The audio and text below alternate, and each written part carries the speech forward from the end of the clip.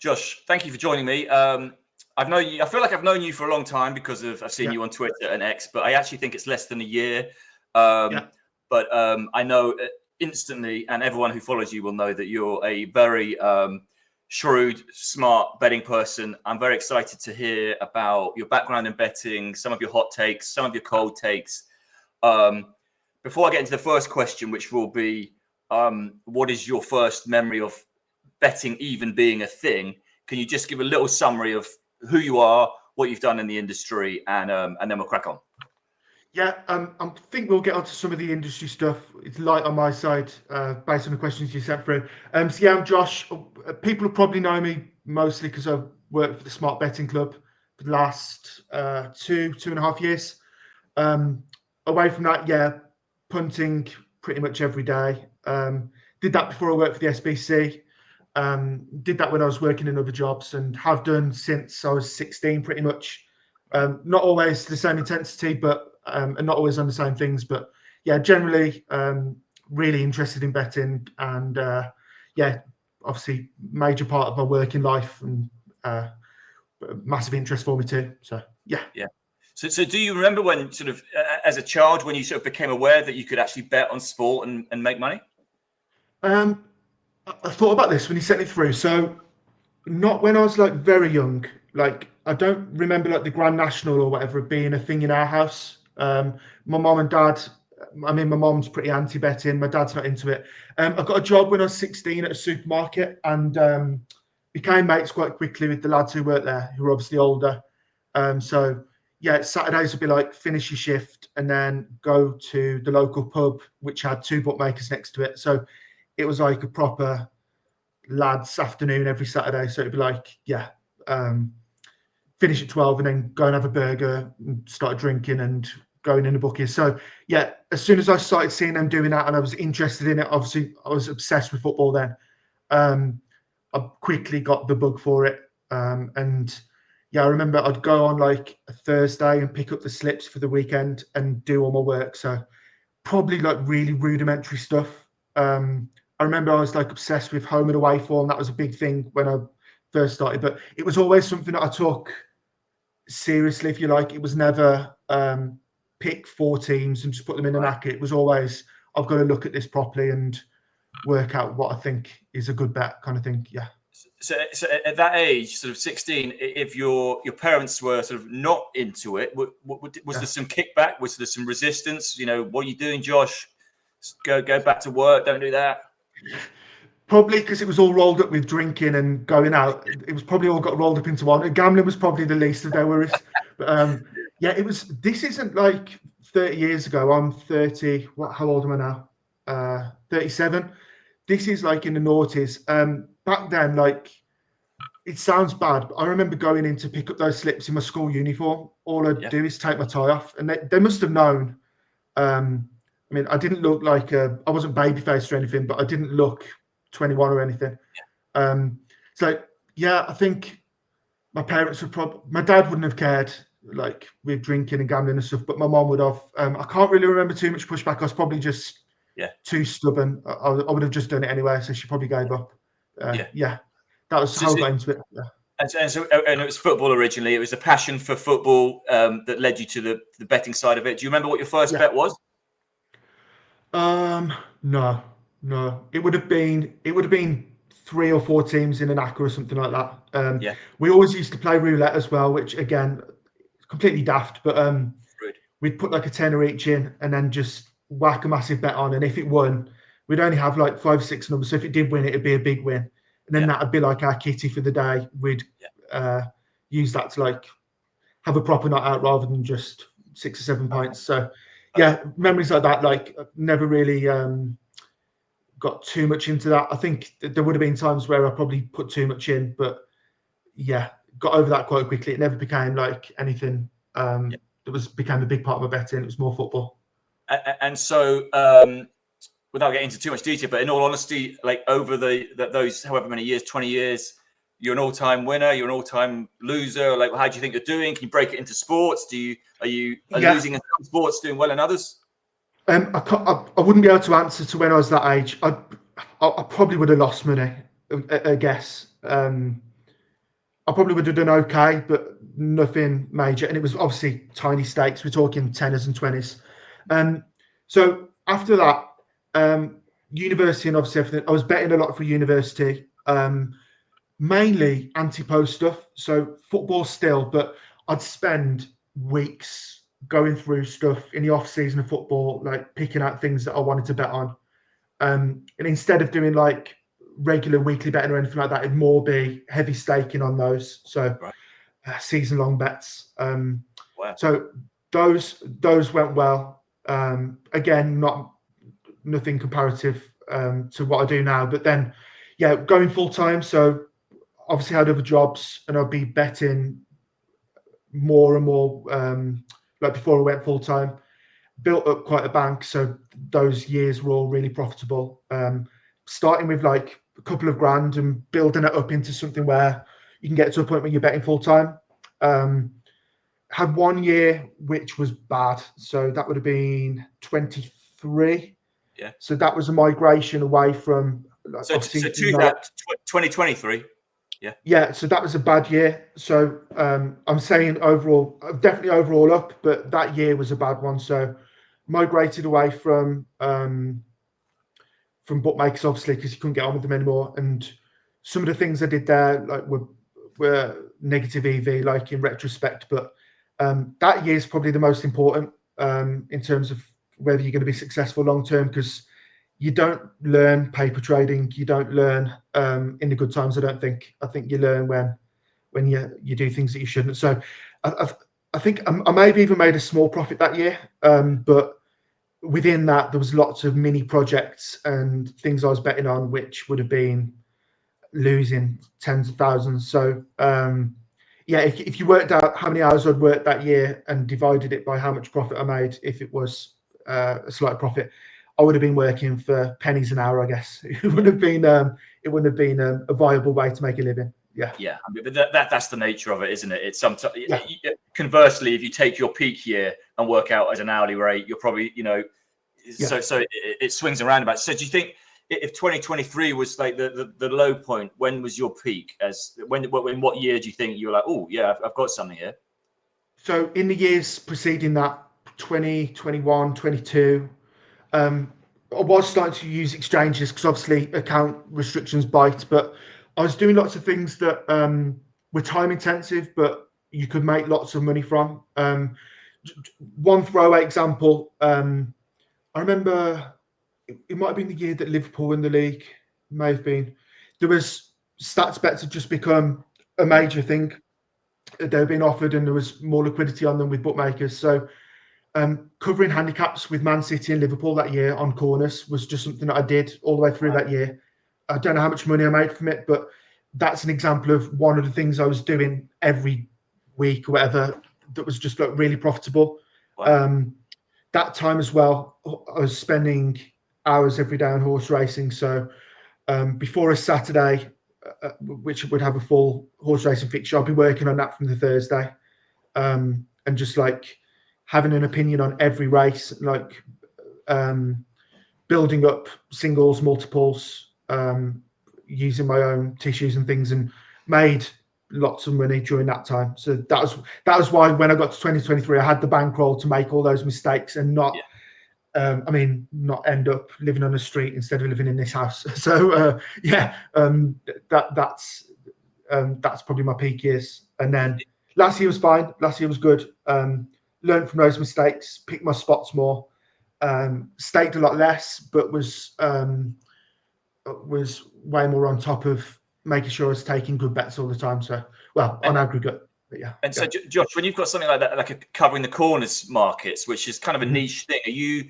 You're obviously talking about that now because that edge is gone and you don't use it anymore. But at the time, are you are you thinking I've got something here and you don't share that with your mates? You're just like, right, I'm going to exploit this until it's gone, or do you sort of share it with other people? No, I would have shared that with other people. It probably wouldn't have been crazy staking, and it would have been bookmaker based. It wouldn't have been exchange based. I remember Ladbrokes in particular were ripe for these types of bets. I think they got their lines wrong when they opened them.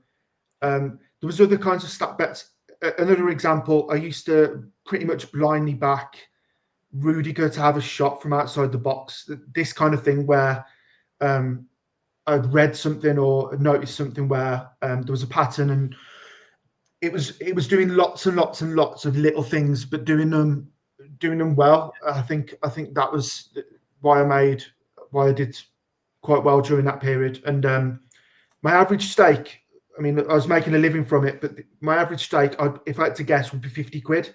It wasn't placing £500 win bets on a 7-2 horse. It was doing lots and lots of things with low stakes, and generally finding bets that I'd struggle to now. I think with my account access, we might get into that. So it's you have to adapt away, but it's a very different method. It's a very different methodology that to many people, but I completely on board with it. Yeah. Yeah, and I've actually just listened to a pod that Pete, the SBC's done with Kieran Ward.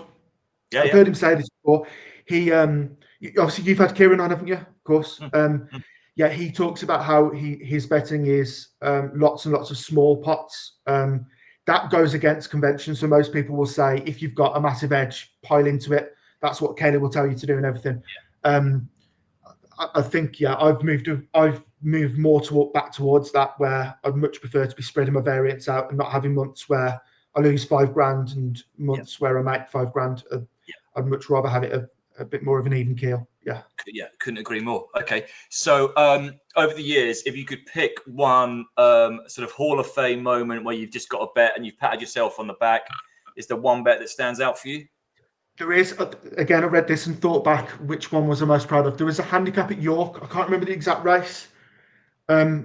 This was during that period when I was doing lots and lots of work on. So horse racing would be predominantly around speed, but I'd also be looking at pace. I'd be looking at draw biases, and especially in those big handicaps, especially when they split, you'd get like clusters of horses running together. And there was one bet where I'm guessing it would have been 20 plus runners, and I picked out 5 that I liked but couldn't decide on which ones to back, whether to Dutch them, whether to do each way bets, and landed on I'll just do combination forecasts and tricasts, and it landed. Wow. So it was, I don't know what the stake would have been, probably 100 quid on all the different combinations, and yeah, it was a massive payout. That's crazy. Probably I think it was under 10,000, but it was like a considerable amount back. I say that is the other side of a coin with another similar bet that I did, where I'd done a similar thing. Again, it would have been a handicap race, I guess, on a flat, and thought that I landed another one of those, and I'd done the exacta box twice. So it's exacta and trifecta on the tote. So the exacta obviously paid twice, but I should have had the trifecta, but I think I'd done it and then gone back to it after and not had the 3 up. So that was a nightmare. But, right. Yes, they're two sides of the same coin. So that's user error. What about a bet where you've just thought your analysis, your decision making, your component parts that you put into the decision making has been wrong? This is a famous one, this. So, like I said, before going like full time and before I built up my tank when I was still working elsewhere, I'd do it anti-post, and I backed Leicester to get relegated in the season they won the Premier League. So I don't know if you remember that period. They had the year before, they should have gone down the year before. They had Nigel Pearson in charge, and they had this miraculous run at the end of the season. So ordinarily you'd think, they're a good thing to be fine next season. But the manager left, Nigel Pearson, and the player that I liked most in that team from that year was Cambiasso, the Argentinian player. I thought he was a brilliant player. He left that summer, and they got Ranieri in, and I remember just thinking, he doesn't suit a Premier League relegation battle. They signed players that I'd never heard of, and one of them was Kante, which turned out to be probably one of the best players ever in his position. And so I think would have been my biggest bet that year was Leicester to go down, and then they won the Premier League at 5,000 to 1. So. Yeah, 5,000 to 1. There's something quite satisfying about, if you're wrong, let's just be totally and utterly wrong, rather than slightly wrong. And so, but have you ever met anyone who had that 5,000 to 1? No. No. Yeah. There was a lad. There was a lad I worked with. I'm trying to think. Did he back it? I think he might have had top 4 or something like that. Because I remember ribbing him for it and saying, "You're an absolute moron." He hadn't backed them at 5,000 to 1, but I think he backed them in. He backed them in some kind of handicap, or had backed them to finish in top X, and that obviously copped. But Never. Have you ever met anyone who backed that? no, and also I didn't believe it was a real price for a long time, because like people talk about Buster Douglas 42 to 1 against Mike Tyson as 5,000 to 1 is just something you never see. Like I can't even think of anything that's even got close to that. No, you don't. They don't do it anymore either. So I'm trying to think who would have been the absolute underdog in the Premier League this season. Who would it have been? Probably would have been Southampton. They probably would have been the favourites to go down, I imagine. Right. They would have been priced up like 1,000 to 1 now. You don't get those prices anymore because, black swans and all that do occur, and it's not worth the liability, I guess. But they don't offer the price anymore. They got burnt, obviously. So you can't answer Leicester City 5,000 to 1 for this one. But is there a bet where you think either, with hindsight, I wish I'd bet that and I didn't, or I did bet but I wish I'd bet more? So, I don't know if we'll get into this. Staking's always been my Achilles. So I generally don't go until I don't lose my rag and start upping stakes and stuff, or loss chasing. Never done that. Staking's always the one I get difficult because I don't like Kelly. I think it's too aggressive in spots and not aggressive enough in others. So I try to use that as a guide sometimes, but then I always end up doing something different. No, I can't. Nothing jumps to mind. But it's a tough one. It's outcome bias, isn't it? So let's say I fancy a horse and I back it. I have 200 quid in it at 2 to 1. Let's just give an example, and it wins. I'll say to myself, I should have had 500 on that. Do you really reflect after and think, I'm glad I didn't have 500 on? You probably don't. You probably just put it down as a loss. I think that we've all got biases, and it's too easy to fall into them. So I try not to have too many regrets. I think in terms of aggressive staking, maybe not individual bets. There's been spots where I've seen things early and wish I'd gone heavier on a strategy before it became more widely known or picked up on or priced properly. I've definitely done that, but it would always be not being aggressive enough rather than being too aggressive. I'm generally quite conservative, I think. I think that's a really important sort of learning, awful word, but learning of being a serious bettor is that you have. What I do is when I'm staking, if I'm having a serious bet, I literally fast forward and go, right, how am I going to feel if this loses? Like, what is that going to feel like? And I do the same. How am I going to feel if this wins? And I literally just sort of put my mind, and then I never have regret. I never have buyer's remorse that I haven't done enough, or because I know that both outcomes are possible. It's going to win, it's going to lose. What's it going to feel like? There's a few people have talked about this. So people who have done similar betting stuff with, or we talk about types of bets. There's some types of bets where it'll be available at like 1.3 on the exchange, and it should be 1.2. So what you end up doing in that spot to make the bet worth it, and if you listen to something like Kelly, you end up having an absolute fortune on it. And I've talked to them about it, about why I've stopped doing it, because you more feel the relief of getting your stake back rather than actually being happy with the win. Exactly. And it's not worth like the brain damage of those bets losing. You don't get the utility from it. Yeah. Kelly, in my many years betting on many different sports, I've never used Kelly apart from learning about betting. I think it's when people it's an essential thing that you understand. It's interesting. It's a concept. It's mathematical. But I've never used it in any, like you say. It's just it can be. It just sometimes just feels wrong, and then you start doing quarter Kelly and half Kelly. So it's never something I've used. But I do use it. I do use it for one thing at the moment. So it's something where it's very exacting about what the odds should be and what they are. But again, it's not a big bank. It's a $5,000 bank, and it's quarter Kelly. So it's not. I very rarely now place a bet where I feel very uncomfortable with it. It's just a guide, really. Yeah.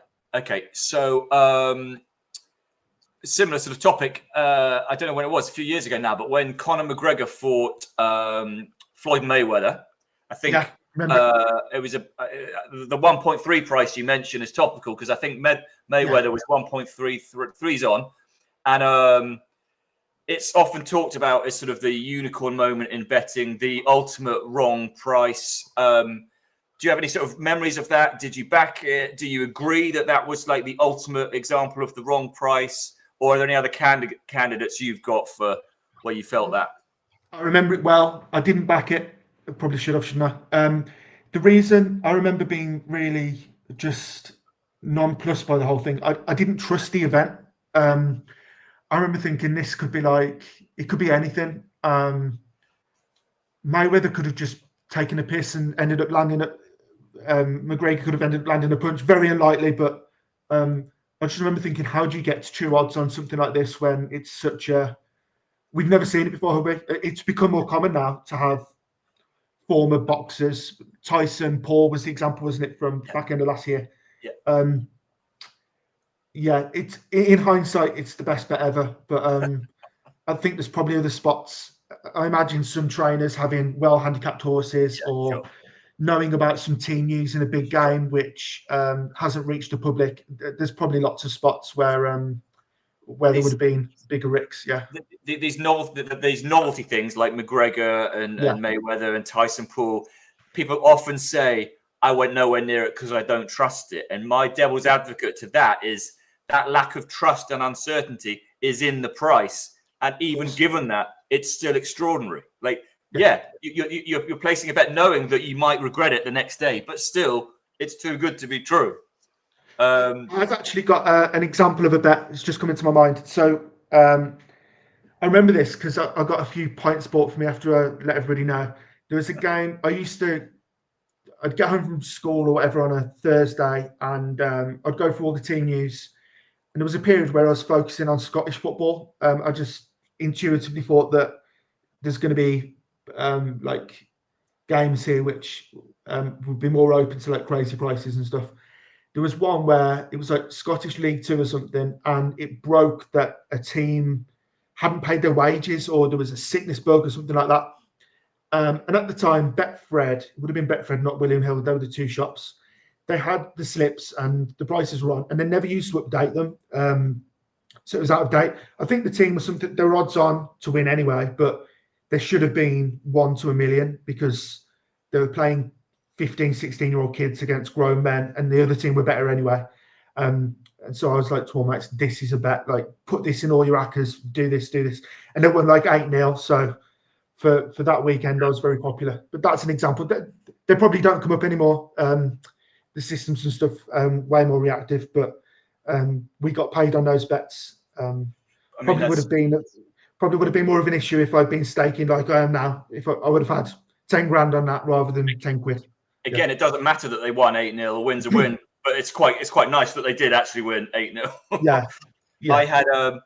I used to have a Premier League football player live in the flat beneath me about 20 years ago. And I came out of the front door and found him in a pile on the floor, white powder all over his face, quite a lot of blood, nice suit on, but it was 9 o'clock in the morning, so I put 2 and 2 together. I was like, right. He was playing Man United that Saturday. This was a Thursday morning. He had 2 days from a huge... So I went into the office. I was telling everyone, these guys... They have been on the bender of all benders. Yeah. So we all bat the opponent, bat the opponent, but we bat Man United, laid these guys. The match happened. These guys won, and the lad who I knew got man of the match. And I was like, these young, fit athletes, their powers of recovery are not like us. So that was my one sort of insider. I was like, no, well. It's a good bet though, isn't it? Surely, like, that information doesn't get to the market. So, like, maybe it does, but hopefully you would have got on before. It felt like a good bet, but then I just thought, well, maybe it's not, because perhaps they all do that all the time, and they just recover and they crack on, and it's all part of their world. So, how many soft books do you think you've been restricted by over the years? All of them. So. yeah, I think it's just par for the course. Like, if you're looking, if you're not playing in the way that they want you to play, in the way they've designed their sites for you to play, it becomes an inevitability. So there's certain things which they'll hate, obviously. So like beating prices is just really obvious. Taking loads of special offers and all the rest of it. Um, I don't think my restrictions would have been because of that so much, especially early on, because I would have been making bad bets as well. Price wise, I wouldn't have been beating the price. I think the reason I would have run into trouble is more the types of markets I was playing into. I was playing into either markets that are illiquid, so like those kind of special stat bets, or I'd be playing into markets where I'm trying to think how to describe it.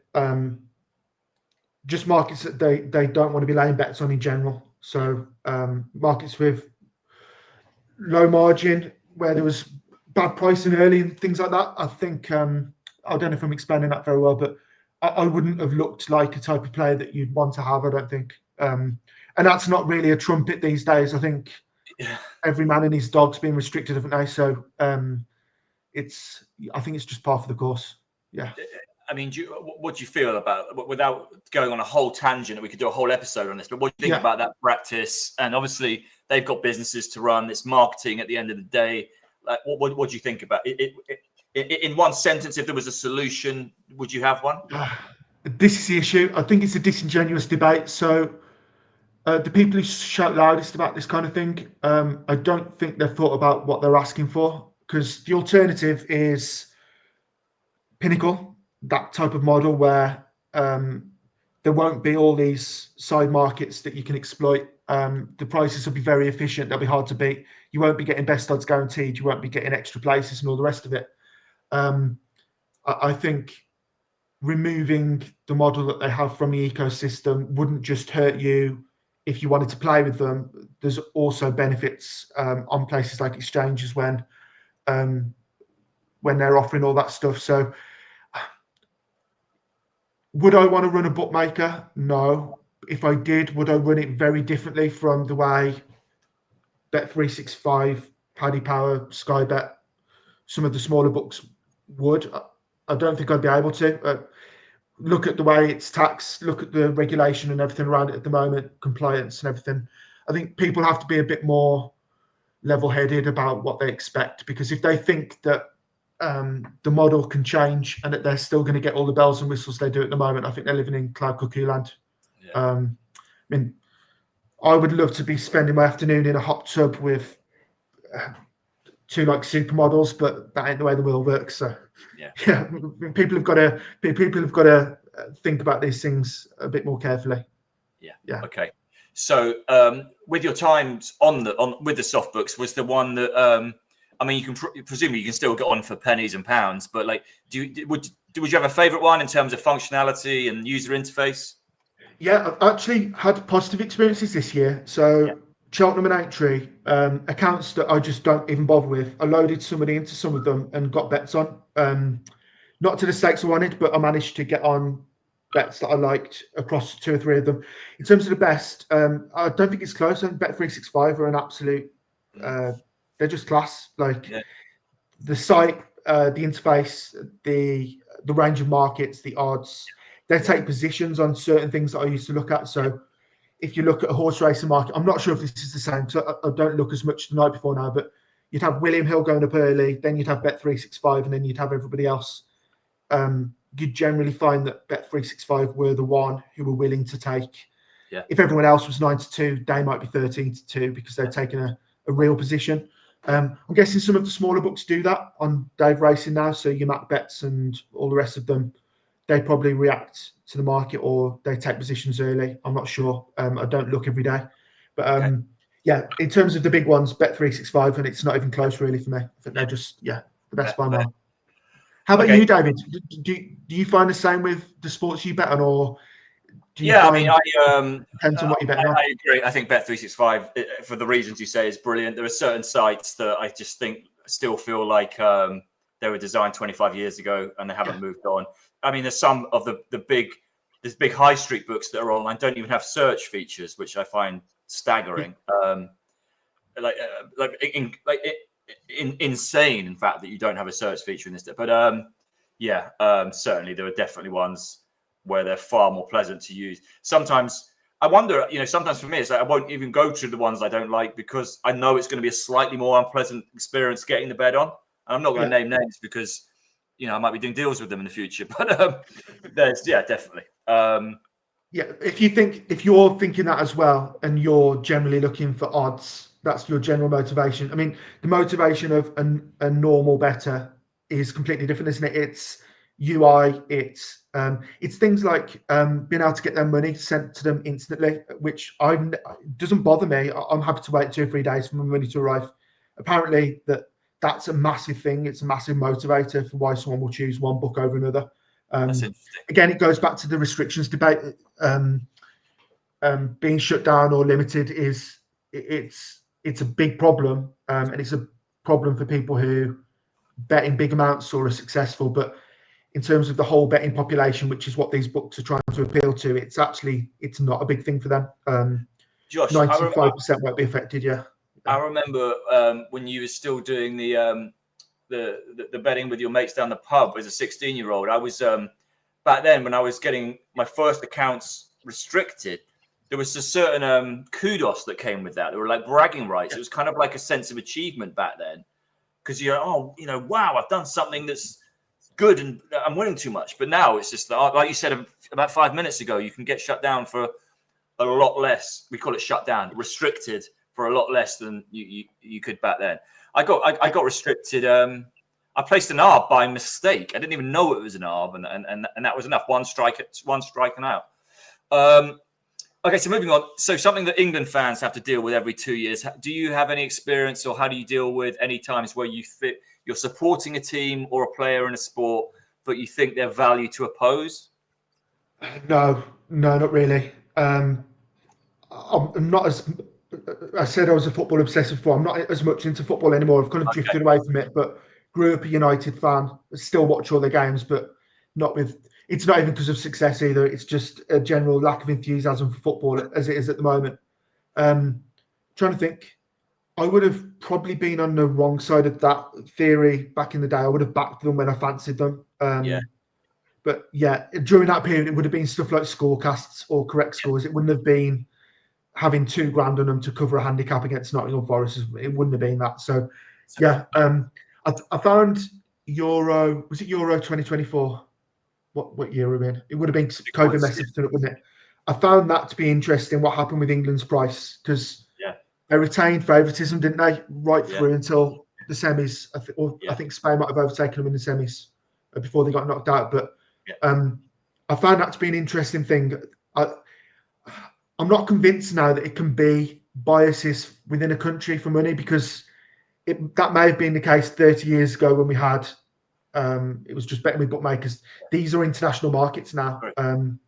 If England were underpriced or overpriced, the syndicates would have been straight in, and they would have smashed them right back into where they should be. Is my theory. I've always thought the same thing. I've never understood. I've never understood that. Like, patriotic money can't be that powerful. No, well, patriotic money. It might be. It might be a thing with recreational punters, but recreational punters aren't driving exchange prices. That's just not the case. And if they are, a whale will come along and they'll eat all that money up. So, that was an interesting one. I don't even know what I think about that now, because intuitively I thought their price was wrong all the way through that tournament, and that's not outcome bias. I was saying it at the time, but at the same time, it didn't get corrected by the market. So. One of those things that I still don't really understand, but I'm sure someone smarter will be able to get in touch and tell me what happened. And like I said, we have the same conversation every 2 years, so we'll get it next year. So, with your sort of as a sports fan now, do you feel that having a bet, even if it's just a small bet, enhances your enjoyment of a sporting event now, or do you separate the two things? Sounds like one of those safer gambling questions, doesn't it? I won't watch every race at Chelmsford on a Thursday night if I've not had a bet. I'd generally watch those races back as replays if I wanted to look at piece of form or whatever else. So yeah, does it add to my enjoyment? No. This is the thing I think with taking betting quite seriously. You become a bit numb to it. You become a bit robotic. I think that's probably a good thing in terms of betting properly, but at the same time, you kind of lose something at the same time. So yeah, I wouldn't say it adds to my enjoyment, but yeah, it's probably because I'm dead inside. That's probably the reasoning. We should have done this 20 years ago. Okay, so if you could ask a individual who is betting on sport one question that would reveal to you how much they really understand about betting, what would that question be? Is this before the bet runs or afterwards? Just now, like ask me a question to like. So you meet someone in a pub or in a meeting, and they say they're a betting expert, and you've got to know. So you might mention Kelly. Do they know Kelly? Do they know? You know, is there something that you would ask them? You know, or even I remember a guy who's a betting expert who told he was a senior trader at a company, and he told me that the average number when you roll a dice is 3. I was like, right. Well, if you think that, I don't really trust your opinion on betting. So is there anything, like one question? Yeah, I've got one. So what I'd ask is, if you've had a bet, how do you judge whether it's a good one after it's finished? Probably my first one. So if someone says because it's won, I'm not going to get all funny with people. Like that's fine, but I think that would reveal some of the biases that you see with people when they're talking about betting. That outcome bias is probably the most revealing because it shows that you're not really thinking too much. So Aintree and Cheltenham, my 2 biggest individual cash bets, both lost. So I backed 2 favourites, which both shortened. So one was, what's that race? East India Dock, I thought was the right favourite in the race against Lilamba. Backed East India Dock, came second or third, lost. Same happened with Django Bay. I can't remember who Django Bay's opponent was, but they were both strong bets, both lost. Now, you could say I'm an idiot because both bets have lost. I looked at those bets and thought they were okay. I beat the price by by a fair margin on both. So I look at those bets and they might not be amazing bets. I might have missed something that everybody else didn't, but I'm thinking there about what price was reflective of the true probability, and I beat that. So they're good bets. Whereas I could have backed something at 7-1 that absolutely hacked up, but it went off at 16-1. I'll take the money. Like I'm not going to complain about it, but unless it's a rare event, I've probably made a bad bet there. That's how I think about things. I think I think that's a great answer. And like you said at the start of that answer, the person who just says, "Oh, because it won," that would reveal an awful lot about their understanding. Okay, so it's common. The one thing I don't like being disparaging about people, but like the one thing we've got to remember there is that if people stopped thinking like that, we'd be out of a job because you need to have those people in the market to make it all work. And look, you know, that's an apps. I would question anyone who didn't, when they first had their first few bets as a youngster, didn't think, "Oh, I'm good at this because it's winning." Like, surely you don't naturally go, "Oh no, I'm going to try and." That's not your first thought when you're betting. It's the first thought when you're betting is, "Did I win or not?" Not. I do it all the time. All the time. So when I pick up a new strategy or something that it's really hard to model what the price should have been based on the close or something, I've had overconfidence. I've convinced myself that I'm doing something sharp when it's really not. It's probably neutral at best, or I've just been lucky. I think, all of these biases, they're within all of us. And even if you're aware of them and you kind of try to stop yourself, you always end up doing it. Yeah. So talking about sort of the how the masses understand the concepts of betting in sports punditry, there are a couple of things that annoy me. So one of them is I hate it often in snooker commentary. They talk about the second favorite in a 2-horse race. I'm like, what do you mean the second favorite? I can't have that. And the other one is everyone says this, but I hate it when they say the bookmakers don't often get it wrong. For some reason, I'm like, the bookmakers aren't actually making an opinion. I don't like that. Are there any of these sort of cliches that annoy you for sort of unnecessary reasons? Yeah, that one annoys me. So people saying you never meet a poor bookie. Talked about biases a second ago. That's the ultimate example of survivorship bias, isn't it? I always want to say to them, I was like, yeah, because all the poor bookies now work in Tesco's, or they run a different type of company because they went bust. Like, exactly. I don't know what the survivorship rate is of bookmakers. It's like saying you never meet a poor millionaire. It's basically what they're saying. Well, yeah, but like the fact that they failed means that you're not going to see them, so it kind of drives out. And I don't know about cliches. I think there's things that you see over and over and over again that I just think it's either filler or it's anchoring bias or anything like that. So you'll often see people citing things like strike rates, and they'll say 33% strike rate at Thirsk on a Friday. Oftentimes it's irrelevant, and they don't factor in what the odds were and everything to come up with the percentage. But oftentimes, like whenever you hear 33%, go and check that sample, because I can guarantee it'll be 3 or 6. It won't be 33 or 66. It'll generally be something that someone's trying to use to justify an argument they were going to make anyway. And I'm having a go there. It's something I do. So let's say I really like the second favorite in a horse race later. If I go and read, I don't know, a preview at the bottom of a bookmaker page or the Sporting Life or the Racing Post or something, and I see that tipster or that commentator has agreed with me, I'll go, see, I know what I'm onto here. Whereas it's nonsense. Like it's just me trying to justify something to myself. So I think a few cliches like that one, like you never see a poor bookie, but generally more biases revealing themselves in what people write or say.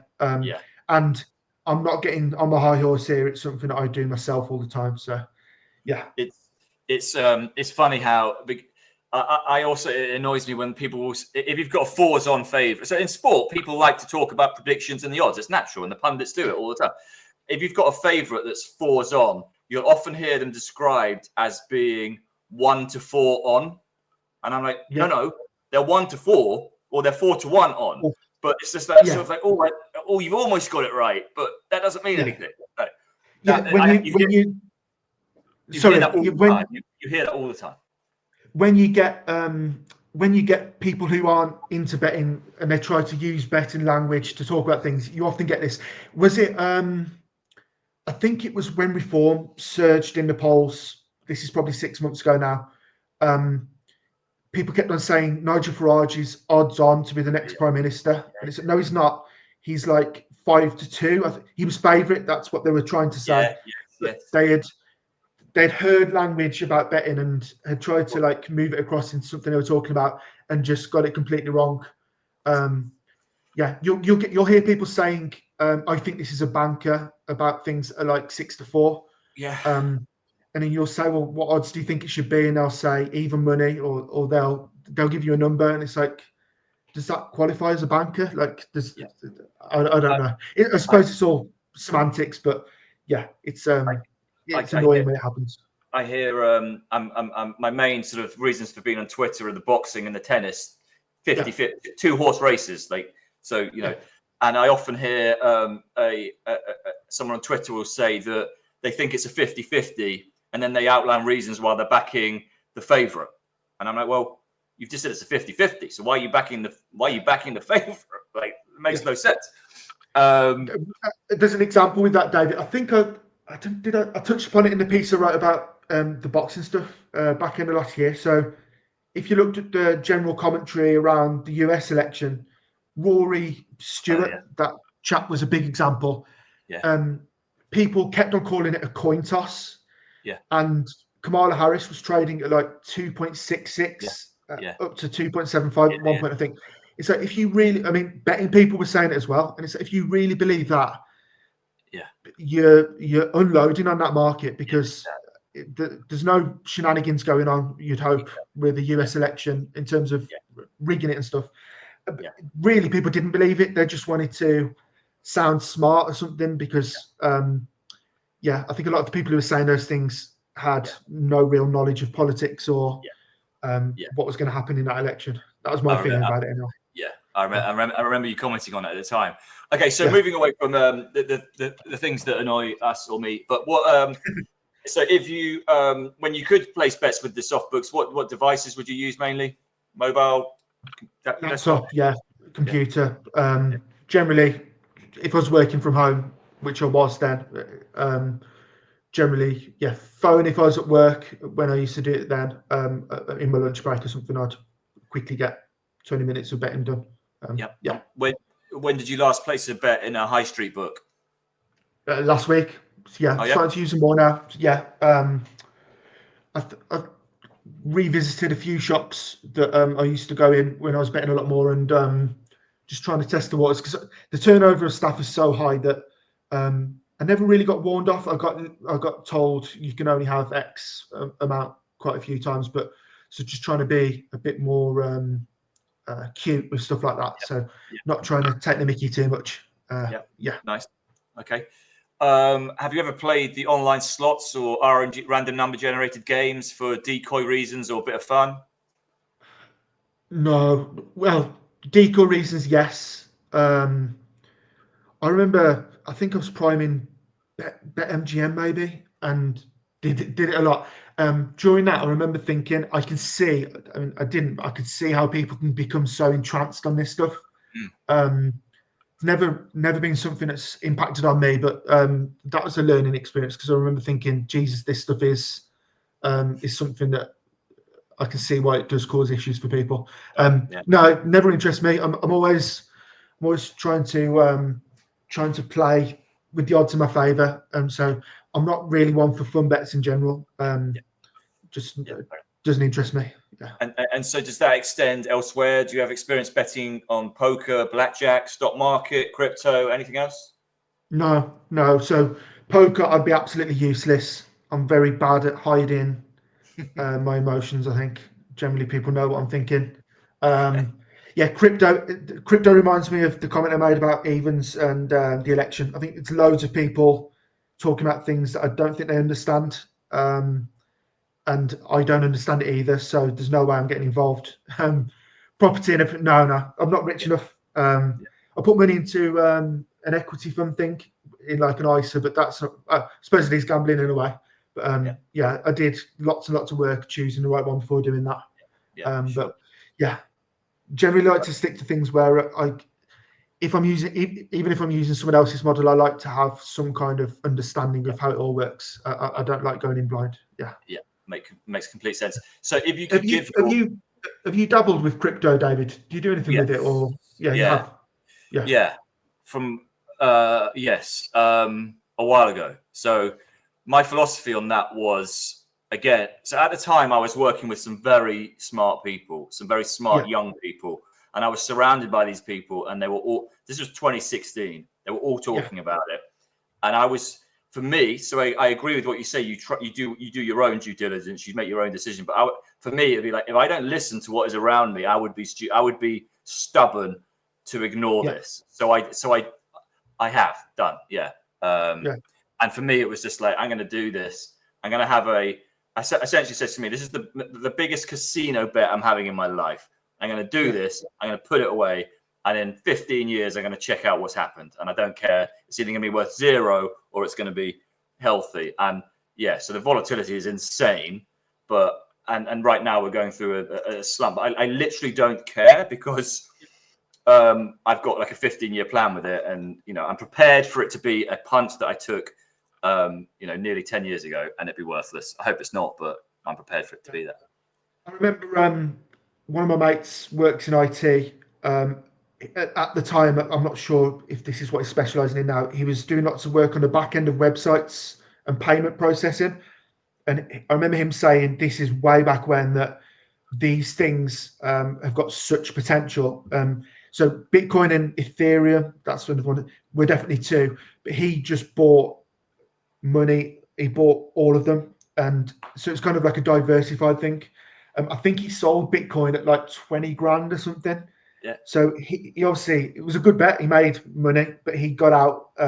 He got out way too early, I think. Yeah. Yeah, it's one of those.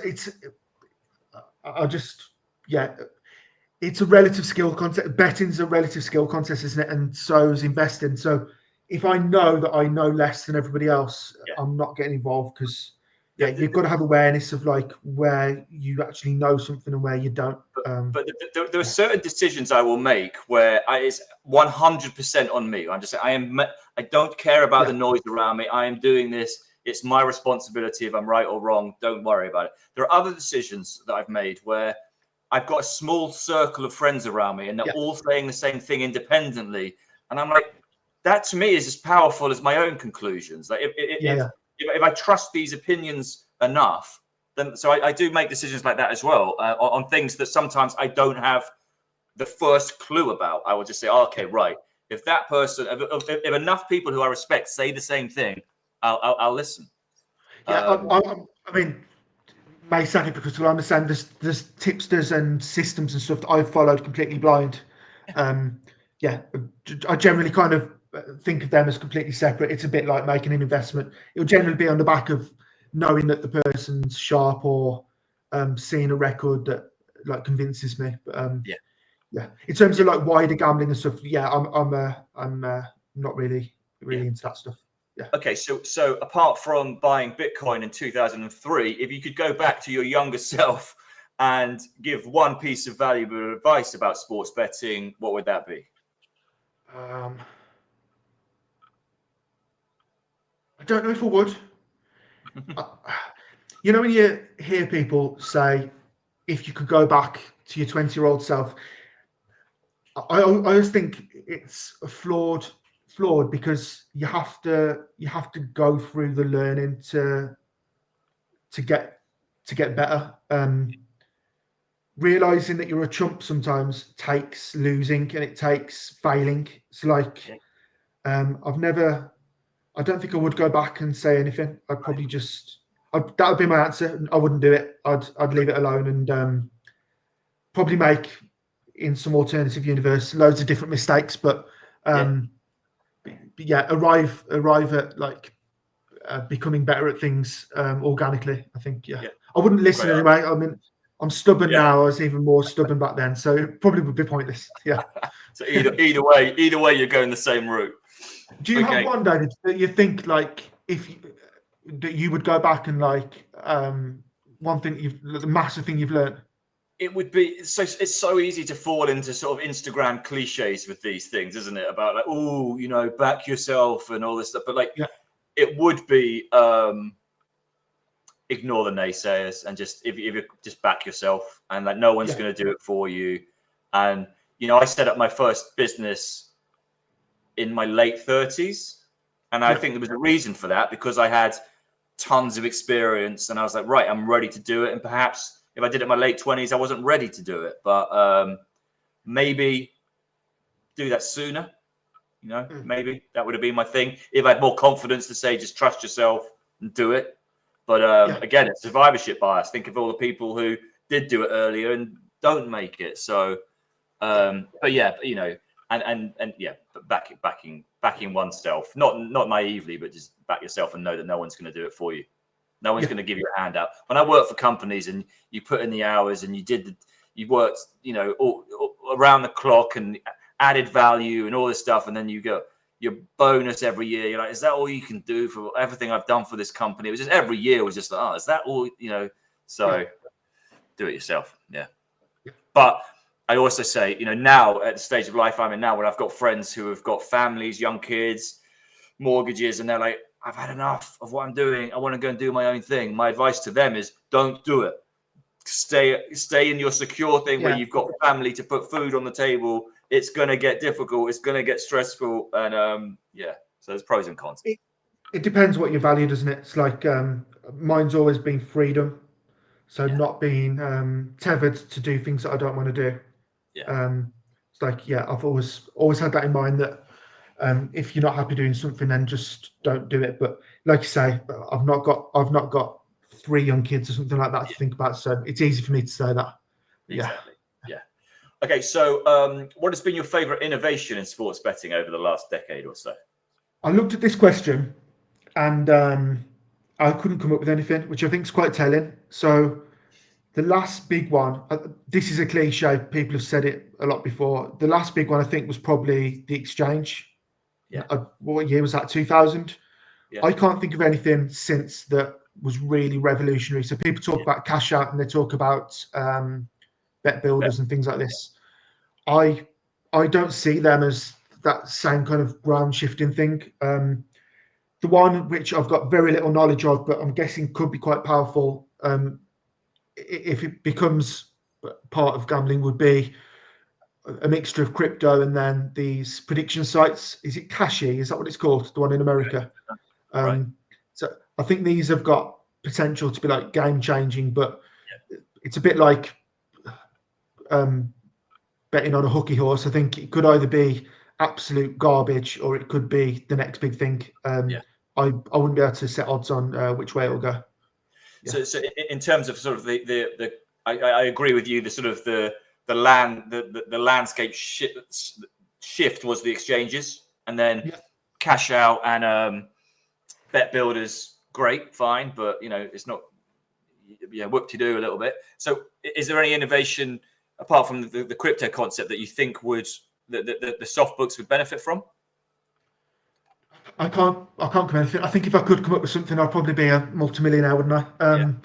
It's hard to come up with like original thoughts. I think a lot of them end up being things that sound absolutely crazy at the time and then turn out to be like Cassandra moments where you have come up with something that everybody loves. Again, it's another question I looked at. I think it's kind of been an innovation already. I think making betting part of certain sports where there's a natural fit. So MMA feels from the outside like it fits really nicely with betting. Horse racing's obviously completely interlinked. I think maybe finding those sports where they marry up well with betting and then finding new audiences would be the innovation. So darts feels like it's done that kind of the last 5-10 years in particular. People like Luke Littler are bringing in new audiences, and I'm guessing that bookmakers could kind of make them into customers. That's hard in itself. The narrative at the moment around gambling is generally negative, isn't it? I think the man on the street will generally be negative about it. So that's tricky. That would be an innovation to sort of normalize the recreational element when these sports are coupled so well. Darts, the mathematics around darts is so, it's so when these guys know what the checkout score is, just like that. Everything about it lends itself well to betting and normalizing it rather than making it out to be a terrible vice. So we'll wrap up shortly, but in terms of, I think you have seen the sharp betting website that obviously we launched a year ago. If there is anything on our site that you think you've enjoyed the most or that you think could enhance it, what would that be? So the thing I liked the most was the boxing. Because I didn't know anything about it before. I spent a lot of time watching your videos, especially with Johnny. I obviously love Johnny. I think he was class. And reading those pieces was like, I really like this stuff. The good thing about boxing as well, I think you can get on. So that's the kind of thing that I'll continue to follow moving forward. In terms of improvements, I don't think there are. I think the thing that with any betting product, I think people have to be mindful of, but you have been, is letting people know who it'll work for and who it won't work for. That's a general criticism that you'll get everywhere on social media and everything else, that if you take these bets, your account is going to get shut down. Like, I've seen your videos and some of your pieces where you've made that abundantly clear. Like, you're not going to make 20 grand from William Hill doing this. Well, you might, but it's unlikely. You might make just £1,000, so move on to the next bookmaker. So I think, but you've done that already, so it's not really a suggestion. I like the site. Thing's brilliant. Yeah, really good. Brilliant. And it's pitched to the right people as well.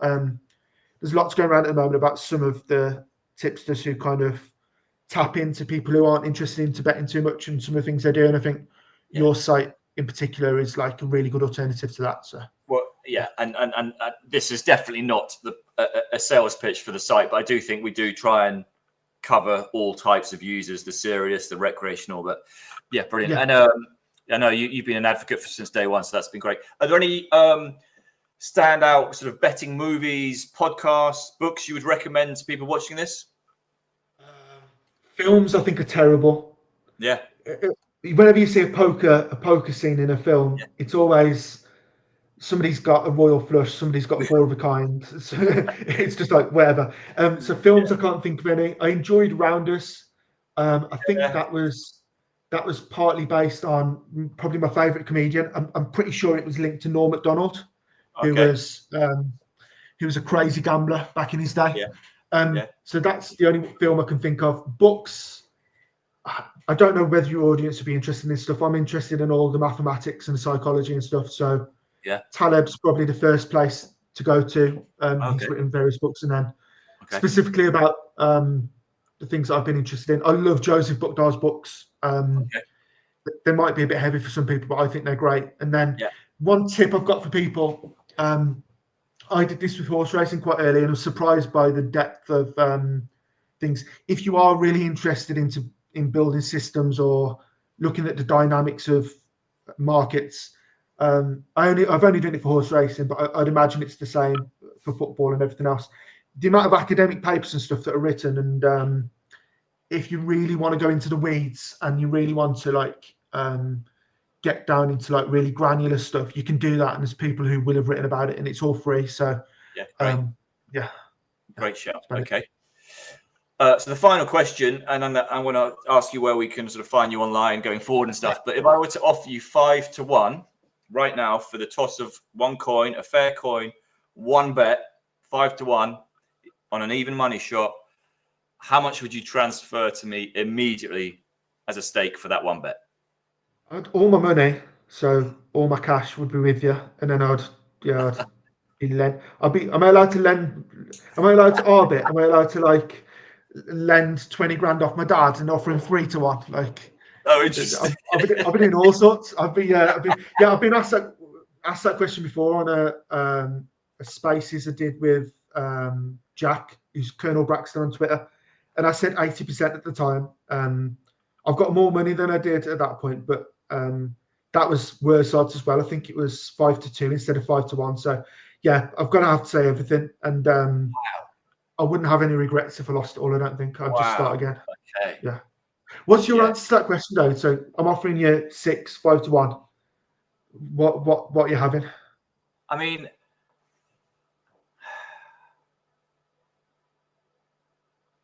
it's a one-off, right? So no second chances. Yeah. No, one time only. 10 grand, maybe 20 grand. Yeah. Because it's still 50-50, and I don't want to lose 20 grand on 50. Yeah. I think it's the one-off nature of it, and the regret of not doing something. It's like it's the mind mess with any bet, isn't it? But knowing exactly what the odds are is appealing to me. But maybe I'm just a bit crazy.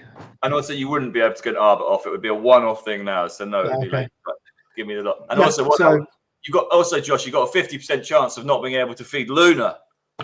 Yeah, she's asleep at the moment. Luna, proper asleep. Come here. Yeah, introduce to her, Luna. Yeah, do you want to introduce Luna? Yeah, go on. Yeah, Luna, come here. Yeah, it's my dog, there Luna. We go. Luna, not interested. David. Yeah. So she's she's obviously class. She sweet. Partly I'd always wanted a dog, but I think you could probably tell from some of the things we're talking about, I can get quite consumed, and found myself sitting in front of a screen like from noon till night. So having a dog breaks the day up, and good cooking as well. Best thing you can do as a human being is own a dog. Yeah. All right, so Josh, brilliant. That's an hour, and it's really fun. We've just brilliant. And talking shop with you, great. I knew it'd be good fun. So where would people go and find you? Websites, social media? Yeah, this is going out soon, David. April. Yeah. So I mentioned the SBC earlier. I'm actually leaving the SBC in the next week or two. So my Twitter at the moment is SBC Josh, SBC_Josh, but I'll be changing that. So what I'll do, if I'm still with the SBC when this goes out, I'll send you a link to put that in. If I've gone by then, I'll have changed my details and stuff. So I'll give that to you. So yeah, yeah. So leaving there in the next few weeks. Yeah. Awesome. All right, Josh. Look, we'll talk soon, I'm sure. And thanks a lot for your time. Really enjoyed that. A lot of fun, a lot of insights, some great answers, a lot of unconventional answers, which were great as well. Not the obvious. Thank you very much. Yeah, probably get fair. Well, if people are interested in listening to the show with me on it, then probably get a fair bit of abuse. But it goes with the territory, doesn't it? Yeah. Oh yeah. Water off a duck's back. Brilliant. All right, Josh. Thanks, David. Take care. Talk soon. Bye. Cheers, mate.